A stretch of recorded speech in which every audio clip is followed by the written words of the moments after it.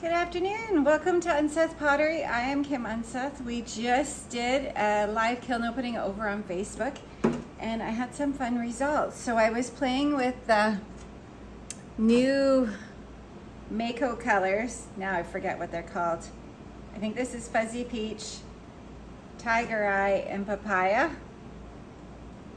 So yeah, loving how that turned out. Like, love it.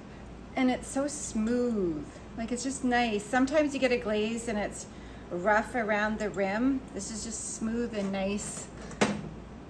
And this is Sunrise, Bougainvillea, and Shallot. And I had someone asking me on the last kiln opening if I thought that the Bougainvillea was similar to sangria, and if the Sunrise was similar to kimchi. And yeah, so this is kimchi, sangria, and autumn purple. So that is the difference of them. This has more of a sherbet feel to it, where this is more bright colors, but yeah, love this. I don't think I will ever do this combination again. I have so much of this glaze, though. I just ordered a gallon jug of the sangria and a gallon of the kimchi. My problem with them is they blister. I can't get them to not blister. And this is just silky smooth and just wonderful texture. Yeah, adore this glaze. So hopefully they come out with it in the powder form so I can, oh no, that you have to paint. Hopefully they'll come out with it in the gallon jug. Here's another new combination that I did. This is a blue that I have had for years and years and years. I think what I did when I mixed it up was I just did a base clear glaze and then added Mazarine stain to it. So I think that's all this blue is, hopefully, because I have to mix up some more. And then I did the new Spectrum's turquoise, floating turquoise, 2 coats underneath. So I think the next time I'm gonna push it and do 3 coats underneath.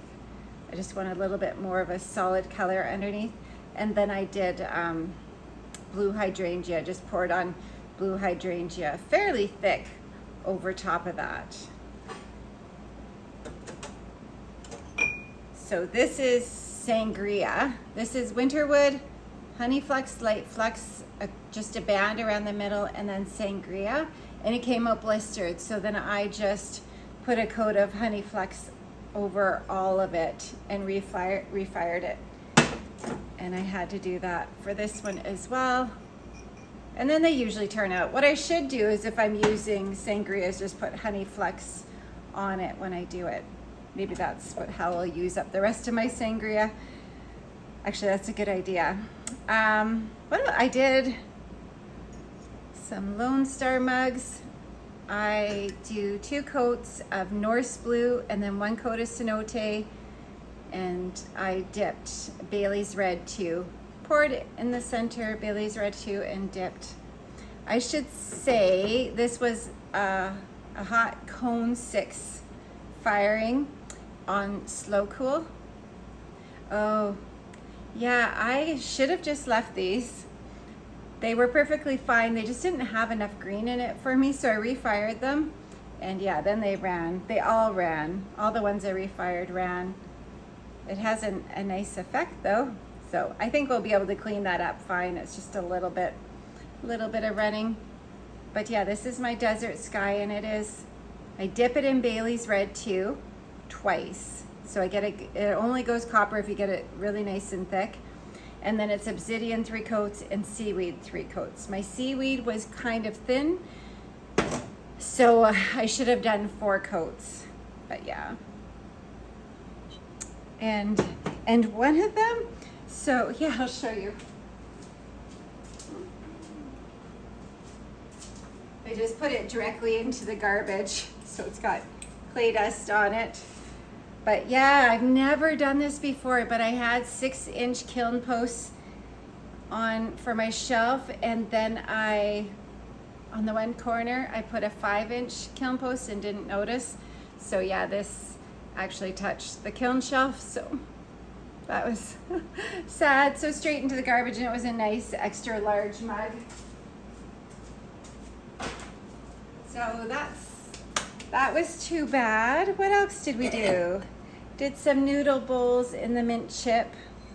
And this is Winterwood, Honey Flux, Light Flux, Spearmint, and poured the spearmint and then Jen's Juicy Fruit. So those are glazes that I mixed up myself. I made some little ring dishes with the same color combination of this mug. So actually they would make really good tea dishes as well. They would go as a nice gift together. So this is, I just poured a puddle of the 3 colors and then just swirled it around. I did the same for the pink colors. And this is Mayco's On-Go Speckled White. And then I just did the white, Ravenscraig white to about here. So you really can't tell much of a difference between the glaze and the On-Go, but I did them so that I could do a decal. I like though when you buy, so I like speckled clay, so I thought maybe this would be a good alternative because I have a pug mill. I don't like to switch my clay colors. It's just, it would be such a pain. And I find speckled clay is really hard, so you have to wedge it, and my wrist just can't handle all the wedging. So I was hoping this would be a good alternative, but I like when it gets that, where the glaze and the raw clay meet and it gets that nice toasty golden color, which you're not gonna get when you're using an On-Go. So yeah, it's just, there isn't much definition that you have raw clay there. You can feel it, but yeah. So I still might have to get myself some speckled clay, just would be nicer. And I did some dessert plates in the harvest time, which is Bailey's Red 2 and the Mayco White Opal. Just both of them dipped. So I'm thinking I'm not gonna go back to ancient copper, just because it's so nice to be able to dip my pieces into the Bailey's Red. That saves so much time. Anything that I can dip and pour is awesome. And I mean, even this new glaze, it looks so nice with the glaze on the inside, but I don't want to waste all that glaze on the inside. I think this is sold out already, so you can't even order it. So I'm thinking I'm just gonna do a white or a clear on the inside, maybe white opal on the inside of the ones I'm doing today, or I won't be able to make very many. And yeah, I want to make lots. I just love it. All right, I think that's practically everything. There were a couple refires I won't bother showing, but yeah, thanks for joining me.